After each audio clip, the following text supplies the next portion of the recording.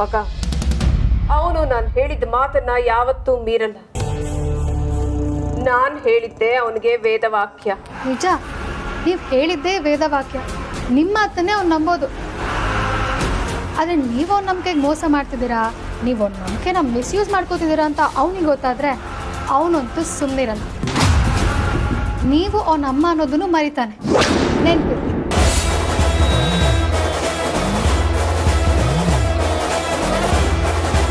ಅಂದಾಗೆ ಅತ್ತೆ, ಇನ್ನೊಂದು ವಿಷಯ ಹೇಳೋದು ಮರ್ತಿದ್ದೆ.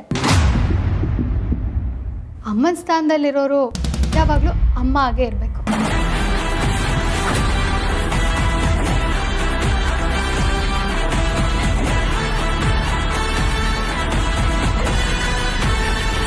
ಹೋಗು ಹೋಗು, ಮಾತಲ್ಲಿ ಗೆದ್ದ ಮಾತ್ರಕ್ಕೆ ನನ್ನನ್ನು ಗೆದ್ದೆ ಅಂತ ಅನ್ಕೋಬೇಡ.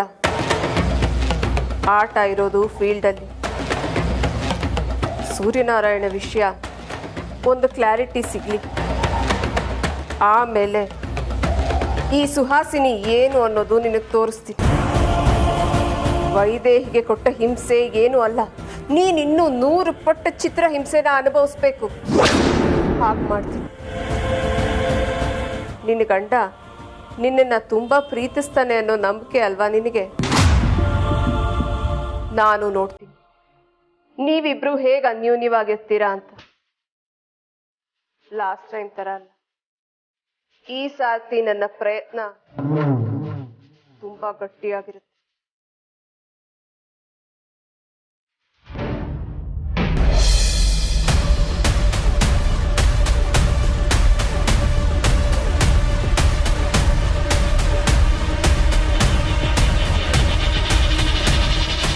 ಏನು ಮಾಡಬೇಕು ಅಂತಲೇ ಗೊತ್ತಾಗ್ತಿಲ್ವಲ್ಲ. ಅಮೂಲ್ಯ ಹೇಳ್ದಾಗೆ ಆಯಿತು. ಅಗ್ನಿ ಕ್ರಿಮಿನಲ್ ಮೈಂಡ್, ಆಗಲೇ ಜಾಗ ಖಾಲಿ ಮಾಡಿದ್ದಾರೆ. ಬ್ಲಡ್ಗೆ ರಾಸ್ಕಲ್. ಸಂಖ್ಯೆಪುರದಿಂದ ಅಪ್ಪನ ಹುಡುಕೋ ಪ್ರಯತ್ನ ಮಾಡ್ತಾನೆ ಇದ್ದೀನಿ. ಯಾವಾಗಲೂ ಡೆಡ್ ಎಂಡ ಸಿಗ್ತಾ ಇದೆ. ಆದಷ್ಟು ಬೇಗ ಏನಾದರೂ ಮಾಡಬೇಕು. ಅಪ್ಪ ಅಗ್ನಿ ಜೊತೆ ಇರೋದು ಸೇಫ್ ಇಲ್ಲ. ಸರ್, ಒಂದು ನಿಮಿಷ.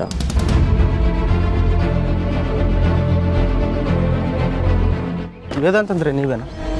ಹೌದು, ನೀವು? ತೋಳಿ ಸರ್. ಏನಿದು? ಬಿಲ್ಡಿಂಗಲ್ಲಿರೋರು ಕೂಡ ಕೇಳಿದ್ದು ಸರ್.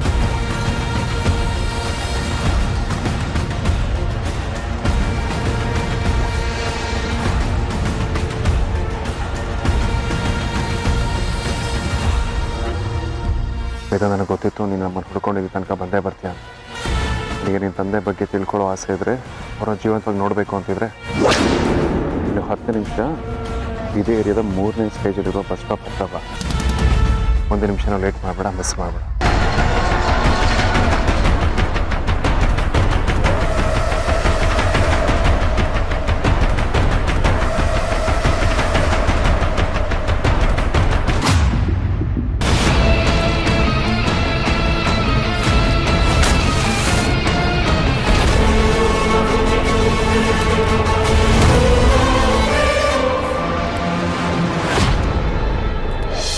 ಮಂಗಲ ಮುದ್ದು. ಓ ಓ ಆಯ್ತು. ಅಮ್ಮ ಕೊಡಮ್ಮ, ನಾನು ಮಲಗಿಸ್ತೀನಿ. ತಲೆ ಚೊಪ್ಪಲ. ಹಾಂ ಹಾಂ.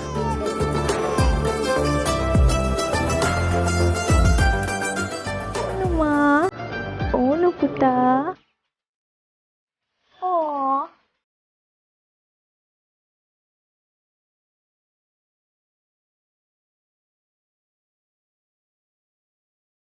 ನಳುಪಾಕ ನಳುಪಾಕ ನಳುಪಾಕ. ಗುಂಡಣ್ಣ ಮಲ್ಕೊಂಡ? ನಿಧಾನಕ್ಕೆ ಮಾತಾಡಿ, ಮಲಗ್ತಿದ್ದಾನೆ. ಗುಂಡಣ್ಣ ಮಲ್ಕೊಂಡ?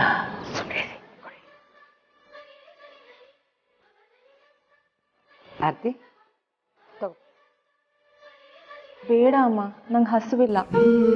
ಪುಟ್ಟ, ಹಾಗೆಲ್ಲ ಹೇಳಬಾರ್ದಮ್ಮ. ಬಾಣಂತಿರು ಚೆನ್ನಾಗಿ ಊಟ ಮಾಡಬೇಕು. ಮಗು ನನ್ನ ಕೈಲಿ ಕೊಡು, ನೀನು ತಿಂಡಿತೀನಿ. ಬೇಡ ಅಮ್ಮ, ನಂಗೆ ಹಸುವಿಲ್ಲ ಅಂತ ಹೇಳ್ದೆ ತಾನೆ. ಸರಿ, ನಾನೇ ತಿನ್ನಿಸ್ತೀನಿ, ತಿನ್ನು. ಸರಿ ಅಮ್ಮ. ಎಲ್ಲಿ ಪುಟ್ಟ ಅನ್ನ?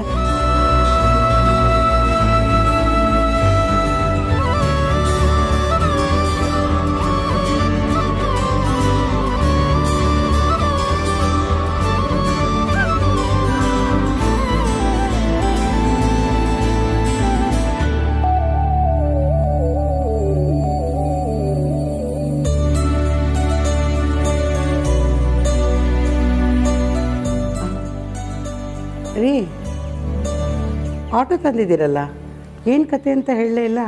ರೀ ನಿನಗೆ ನಮ್ಮ ನಾಗೇಶ ಗೊತ್ತಲ್ವಾ? ಹ್ಞೂ, ನಮ್ಮ ಆಟೋ ಕೊಂಡ್ಕೊಂಡಲ್ಲ, ಅವನೇ ಅಲ್ವಾ? ಹಾಂ, ನಾಗೇಶನ ಹತ್ರ ಹೋಗಿ ನಾನೇ ಆಟೋ ಓಡಿಸ್ತೀನಿ, ನಿನಗೆ ತಿಂಗಳಿಗೆ ಇಷ್ಟು ಬಾಡಿಗೆ ಅಂತ ಕೊಡ್ತೀನಿ ಅಂತ ಹೇಳಿದೆ. ಅವನು ಆಟೋ ಓಡಿಸ್ತಾ ಇರಲಿಲ್ಲ, ಒಪ್ಕೊಂಡ.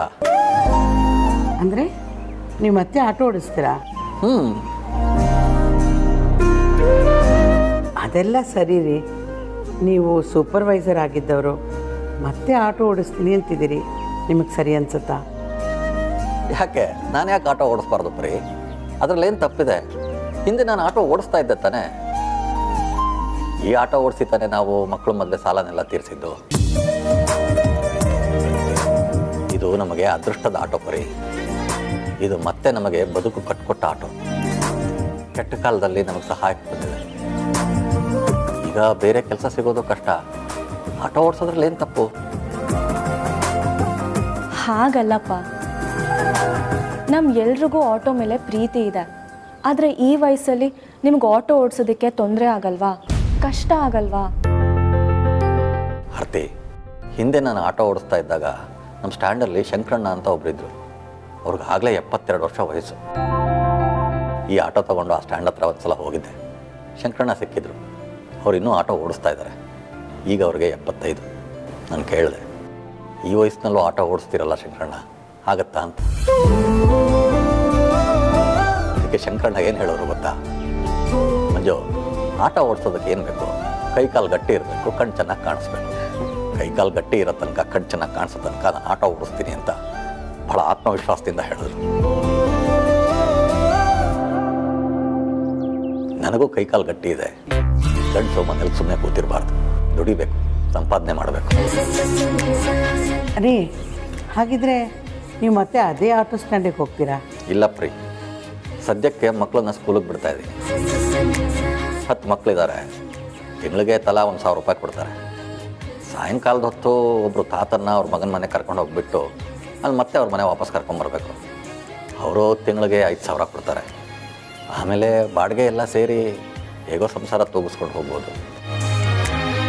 ನೀವು ಹೇಳೋದು ಸರಿಯಾಗಿದೆ ರೀ. ಈ ಮೋಸ ಕಳ್ತನ ಎಲ್ಲ ಶಾಶ್ವತ ಅಲ್ಲ. ನಾವು ಕಷ್ಟಪಟ್ಟು ದುಡ್ದು ತಿಂತೀವಿ ನೋಡಿ, ಅದರಲ್ಲೇ ಸುಖ ಇರೋದು.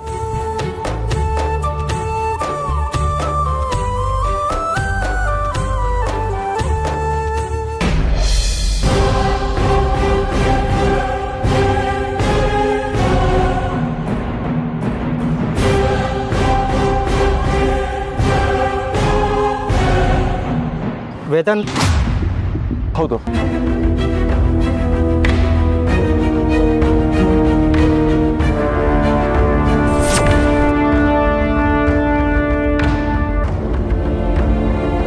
ಯಾಕೆ ಕೊಟ್ಟಿದ್ದು?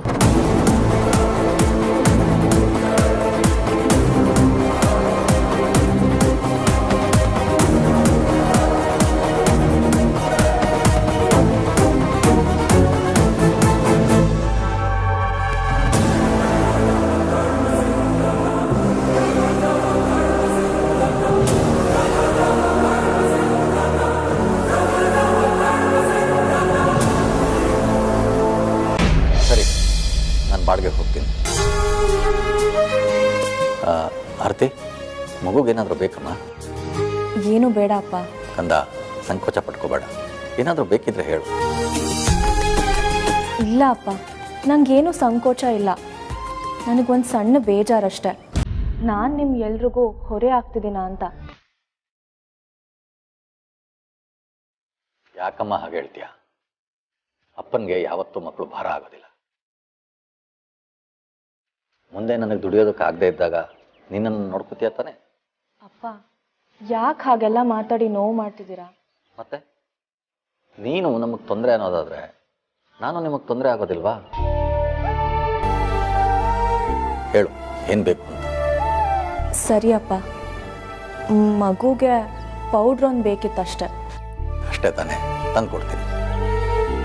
ರೀ, ಮಗುಗೊಂದಿಷ್ಟು ಆಟ ಸಾಮಾನು ತರಬೇಕು.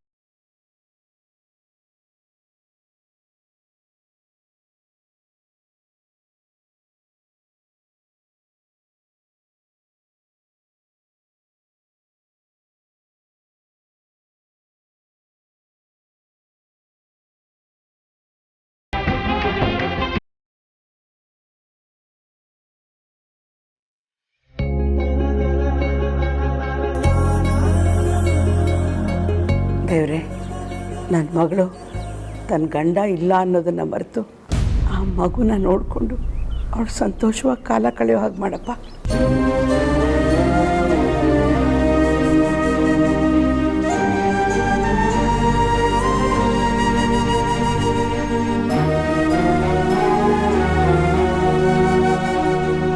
ಪರಿ ಪರಿ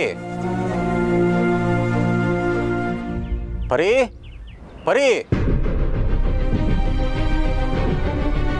ಏನ್ರಿ? ಆರತಿ ಮನಸ್ಥಿತಿ ಇವಾಗ ಹೇಗಿದೆ? ಪರವಾಗಿಲ್ಲ, ಇದ್ದಾಳೆ.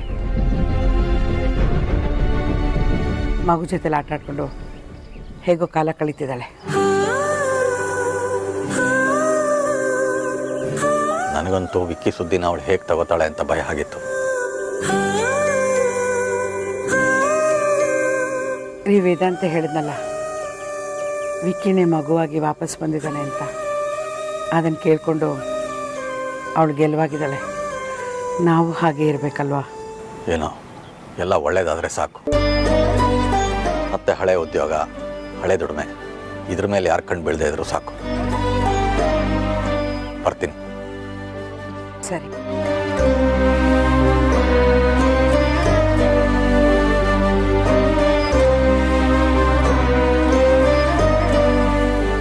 ಆರ್ತಿ,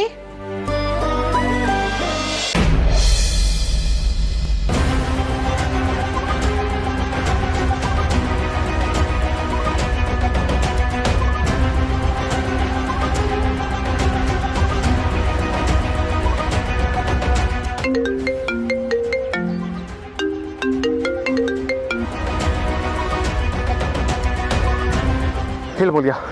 ಹಲೋ ವೇದಾಂತ್, ಎಲ್ಲಿದ್ಯಾ? ಅಪ್ಪಾಜಿ ಎಲ್ಲಿದ್ದಾರೆ ಅಂತ ಗೊತ್ತಾಯ್ತಾ? ಇಲ್ಲ ಮೂಲ್ಯ, ನನಗೆ ಆಮೇಲೆ ಫೋನ್ ಮಾಡ್ತೀನಿ.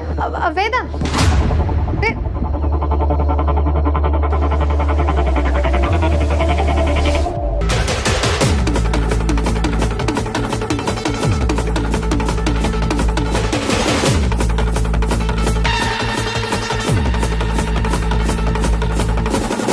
ಅಪ್ಪಾಜಿ ಸಿಕ್ಕಿದ್ರೋ ಇಲ್ವೋ? ಈ ವೇದಾಂತ್ ಬೇರೆ ಏನೂ ಕರೆಕ್ಟಾಗೇ ಹೇಳಲ್ಲ. ಇಲ್ಲ, ಟೆನ್ಷನ್ ಆಗುತ್ತೆ. ಏನು ಮಾಡ್ತು?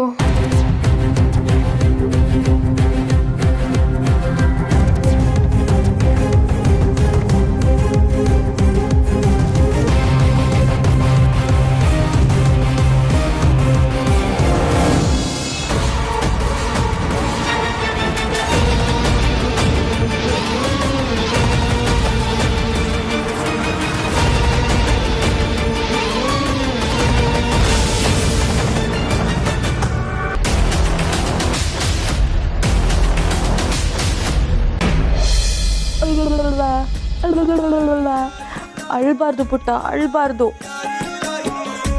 ಆಯ್ತು ಆಯ್ತು ಆಯ್ತು ಆಯ್ತು.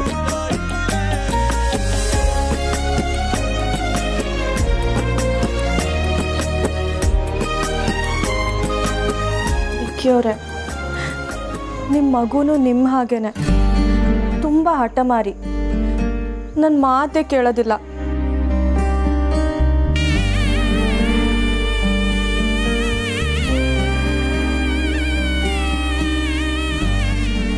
ನಮ್ಮ ಮಗು ನೋಡೋದಕ್ಕೆ ನಿಮ್ಮ ಥರನೇ ಇದೆ. ಕಣ್ಣು ನಿಮ್ಮ ಥರ, ಆದರೆ ಹುಬ್ಬು ಮಾತ್ರ ನನ್ನ ಥರ. ವಿಕ್ಕಿಯವರೇ, ನಿಮಗೆ ನೆನಪಿದೆಯಾ, ನಮ್ಮ ಮಗು ಹುಟ್ಟಿದ ತಕ್ಷಣ ಅಪ್ಪ ಅಂತ ಕರೆಯತ್ತೋ ಅಥವಾ ಮೊದಲು ಅಮ್ಮ ಅಂತ ಕರೆಯತ್ತೋ ಅಂತ ನಾವು ಚಾಲೆಂಜ್ ಮಾಡ್ಕೊಂಡಿದ್ವಿ.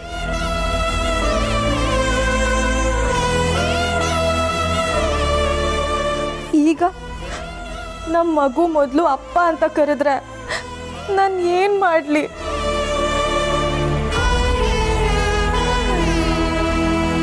ಈ ಮಗು ನಿಮ್ಮ ಕನಸು, ಆದರೆ ಈ ಕನಸನ್ನ ನನಸಾಗೋದನ್ನ ನೋಡೋದಕ್ಕೆ ನೀವೇ ಇಲ್ಲ.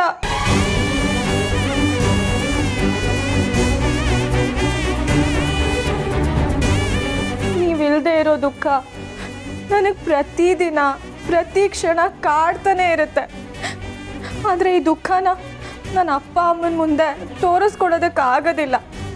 ಯಾಕಂದರೆ ನಾನು ಕಣ್ಣೀರಿಟ್ರೆ ಅಪ್ಪ ಅಮ್ಮನೂ ಕಣ್ಣೀರು ಹಾಕ್ತಾರೆ. ಅದಕ್ಕೆ ನಾನು ಈ ಮಗು ಮುಖ ನೋಡಿಕೊಂಡೆ ನಿಮ್ಮ ನೋವನ್ನೆಲ್ಲ ನಾನು ಮರೀತಾ ಇದ್ದೀನಿ. ನೀವೇ ನಮ್ಮ ಮಗುವಾಗಿ ಮತ್ತೆ ಹುಟ್ಟು ಬಂದಿದ್ದೀರಾ ಅಂತ ನನಗೆ ಚೆನ್ನಾಗಿ ಗೊತ್ತು. ಆದರೆ ನಿನ್ನ ನೆನಪುಗಳು ಮಾತ್ರ ನನಗೆ ತುಂಬಾ ಕಾಡುತ್ತೆ.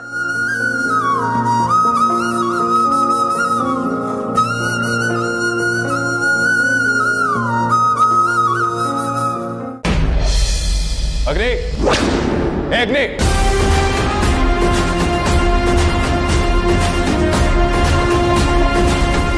ಅಗ್ನಿ, ಅಗ್ನಿ,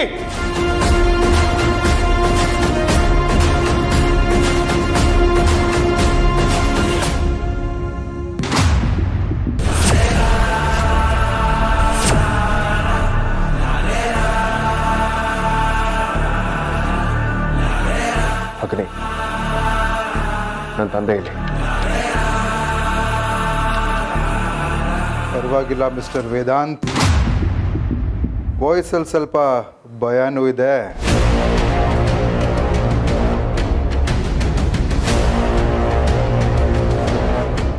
ಇವಾಗ ನಿನಗೆ ಗೊತ್ತಾಯ್ತಾ ಭಯ ಅಂದರೆ ಏನಂತ? ಭಯದ ರುಚಿ ತೋರಿಸೋದಕ್ಕೆ ಈ ಆಟ ಆಡಿದ್ದು.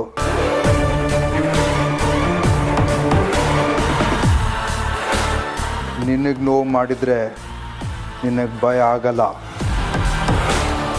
ನಿನ್ನ ಫ್ಯಾಮ್ಲಿಗೆ ನೋವು ಮಾಡಿದರೆ ನಿನ್ಗೆ ಅರ್ಥ ಆಗತ್ತೆ. ಈ ಭಯ ಈಗಿರಬೇಕು.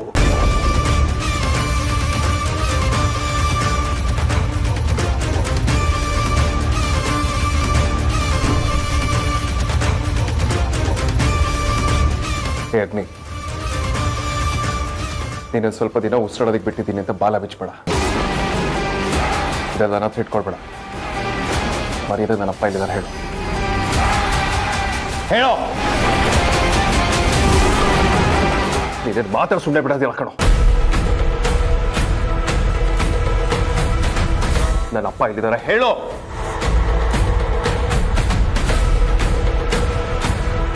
ಅಗ್ನಿ, ನನ್ನ ಪೇಷನ್ಸ್ ಟೆಸ್ಟ್ ಮಾಡಬೇಡ. ನಿನ್ನೆ ಕೇಳ್ತಿರೋದು ಹೇಳು.